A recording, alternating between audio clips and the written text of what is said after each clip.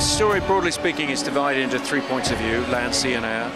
And it's really an attempt to stay in a human scale of storytelling, a subjective form of storytelling, but get across, as the storylines come together, get across the bigger picture of what happened during the evacuation. I don't want to give it too much away, but it shoots back and forth between various people who were involved, either on the beach or trying to get to the beach, and then obviously it's a tremendous human story where actively the public decided to go, actually we're going to go get our boys back as well, and they did. Anytime you get to work with someone who's so passionate about what they do, and that's a privilege in itself. And I think Chris is, he knows everything about the project. So he's kind of the conductor, but he also knows how to play every instrument as well. So it's pretty inspiring to be around him and get to watch him work. One of the things that we know that Christopher does incredibly well is blockbuster.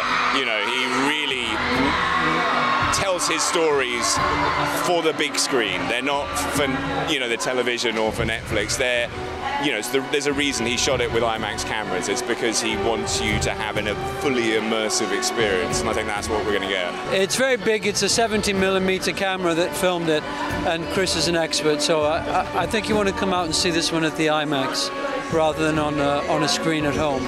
Unless you've got an IMAX at home. Maybe some people do. You feel as though you're right there in Dunkirk on that massive beach. You feel as though you're right on the edge of Europe. And right on the edge of Europe, you can look across and see home. So you feel that kind of suspense, you feel that scale, and you feel we were surrounded by real people, real boats, real planes, so we didn't have to do much acting. Chris likes to shoot things for real, and he does. So there was real Spitfires, real destroyers.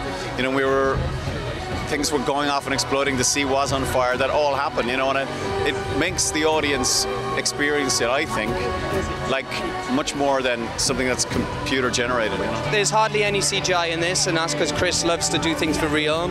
So majority of what you see is, if you see a plane hitting water, you will see a plane hitting water.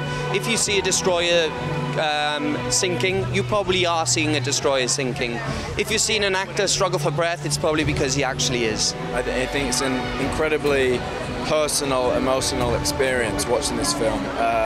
It kind of surrounds you in a way. Something very visceral. I think very visceral, very emotional. It goes straight into the adrenal system. If you want to know what it feels like to be a sitting duck vicariously, this is a couple of hours in the cinema that I think gets very close. I think it's a thrilling tale, but a very kind of poignant tale about, you know, survival.